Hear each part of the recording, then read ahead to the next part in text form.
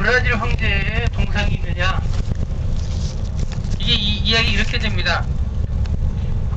그 나폴레옹이 쳐들어왔을 때 포르투갈 왕이 도망을 갔어요.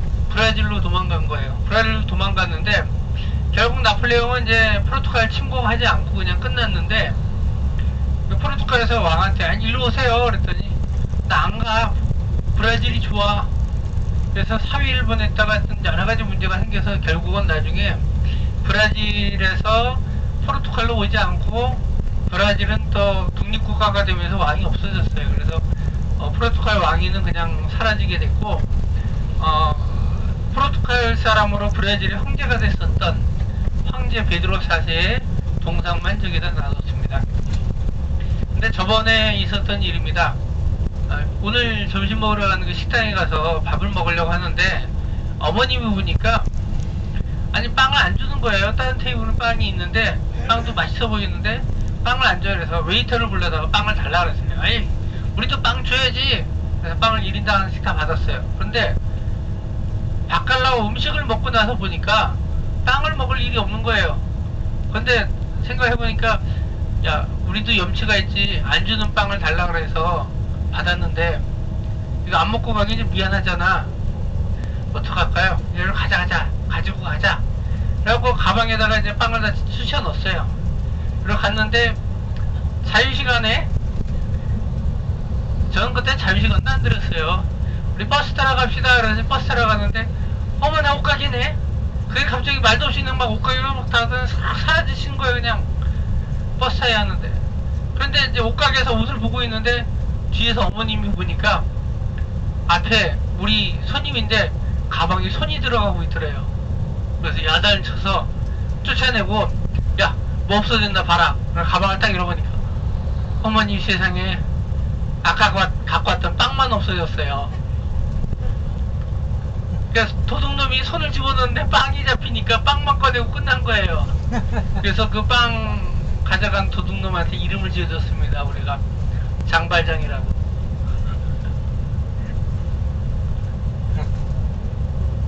무슨 이야기 하는지 아시죠? 예, 가서 예, 빵은 훔쳐갖고 나오는 게 아니지만 그래도 또 어떻게 도움이 되는 경우도 있더라고요. 오늘 점심이 음식 이름이 바칼라오인데 또 원래 이름이 바칼라오가 아니고 바칼라오 아브라스라고 하는 요리입니다. 자, 이 요리는 어떻게 만드냐면요, 대구를 포를 떠요. 대구를 포를 떠서 소금에 절여갖고 말립니다. 그런데 소금에 절여서 말린 것을 다시 이 채를 썰어서 물에 불려요. 물에 불린 다음에 채를 쓴 다음에 물에 불린지 하여튼 불려요. 그러면은 소금기가 쫙 빠져나가요.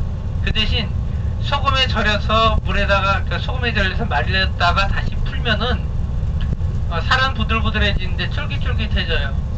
그걸 가지고 감자하고 양파하고 넣어서 볶아주는 거예요. 감자하고 계란하고 넣어서 볶아주는 거예요. 그래서 가이드 양반 생선 냄새는 나긴 난데 우리 대구는 언제 주나? 아니에요. 살이다 채 써갖고 채 썰어서 집어넣은 거라 보면은 뭐 계란하고 감자하고 저 생선 비린내가 약간 나긴 나는데 그게 그 먹고 나서 생선 언제 주냐고 또 물어보시는 분들 계세요. 그게 생선 채 써서 나온 거라 생선이 들어갑니다. 그런데 거기 그 대구 요리 바칼라오를 먹을 때는 또 우리가 또 이렇게 넣어서 먹는 게 있어요. 뭐냐면은 포르투갈식 고추기름이 있어요. 색깔도 빨갛죠. 근데 이름이 삐리삐리예요. 그래서 바칼라오를 먹을 때는 삐리삐리를 쳐서 먹습니다. 근데 그게 조금 매워요. 그래서 삐리삐리를 많이 쳐서 먹잖아요. 속이 삐리삐리해져요. 정신도 아득하고. 저는 처음에 그 바칼라오 먹으면서 뭐 매워봐야 얼마나 매워 그러고 막 삐리삐리를 막 쳤는데 진짜 막 속이 삐리삐리해져가고 막 어질어질 하더라고요. 그래도 뭐 알아서 맛있게 드세요. 이 샐러드하고 바칼라오하고 삐리삐리도 나오니까. 그래서 오늘 점심은 맛있게 드시면 되겠습니다. 그리고 도착하면은 저희가 출발 시간을 알려드릴 거예요. 왜 출발 시간을 알려드리냐? 밥 먹고 그 만나는 시간에 와서 버스로 오시면 된다는 이야기예요. 그러니까 밥을 천천히 먹고 천천히 일어나도 되고, 빨리 먹고 나가서 시내 구경을 해도 되고, 시내 구경하다가 소매치기하고도 같이 잘 어울려서 다니시는 거예요.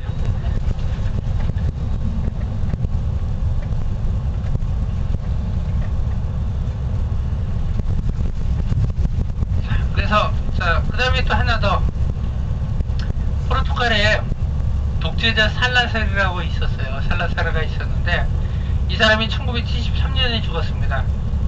근데 살라사르는 1973년에 죽었는데, 아니 독재 정권이 유지가 되는 거예요, 계속. 그래서 장교 하나가 쿠데타를 일으킵니다. 쿠데타를 일으켜갖고 군부가 싸움이 붙었는데, 시민들이 쿠데타에 지원하려고 나와서 군인들은 총을 들고 있었어요. 근데 그때 시민들이 카네이션을 총구에다 꽂아줬다라고 해요. 그런데 카네이션을 꽂는 그 시민들한테 아무도 총을 발사하지 않았어요. 그래서 그걸 카네이션 혁명이라고도 하고요. 그리고 그 무혈 혁명이라고도 해요. 포르투갈에서는 그래서 결국은 카네이션도 꽂고 피 한 방울 흘리지 않은 그 4월 25일, 1974년 4월 25일의 혁명을 굉장히 자랑스럽게 여깁니다. 그래서 그때 1974년 4월 25일 날 그때 살라사르라고 하는 이름의 다리가 있었는데, 그 다리 이름을 바꿨어요. 뭐로 바꿨느냐? 4월 25일의 다리로 이름이 바꿔졌습니다. 그래서 저희는 4월 25일의 다리를 건너가는데요. 4월 25일의 다리 건너가기 전에 오른편으로 예수님의 팔을 딱 벌리고 있는 동상이 굉장히 높은 데 있어요. 그 동상은요, 그리스도 왕이라고 하는 동상인데요. 이 동상이 세워지게 된 이유는 세계 2차 대전에 포르투갈이 참전하지 않았는데 그걸 기념하는 동상을 세운 거예요. 이유 아시죠? 2차 대전에 참전을 했으면은 포르투갈도 전쟁의 피해를 굉장히 많이 봤을 거예요. 그런데 전쟁 참여 안 하고 그냥 민기적 거리다가 결국 전쟁이 끝났죠. 그래서 포르투갈은 피해를 보지 않았어요. 그 감사의 뜻으로 그리스도 왕이라고 하는 동상을 세워놨고요. 나중에 말씀드리겠지만 저희가 파티마 가는데, 파티마 성모님의 머리 위에 왕관이 씌워져 있는 이유도 2차 대전 때 참전하러 사람들이 가서 죽질 않았기 때문에 그렇게 씌워놓은 것입니다. 자, 이제 리스본까지 비디오도 안 되고 하니까 그냥 경치 구경하면서 가면서 보고요. 다리 앞에 있는 예수님 상은 그리스도 왕, 그리고 저 다리 이름은 4월 25일의 다리라고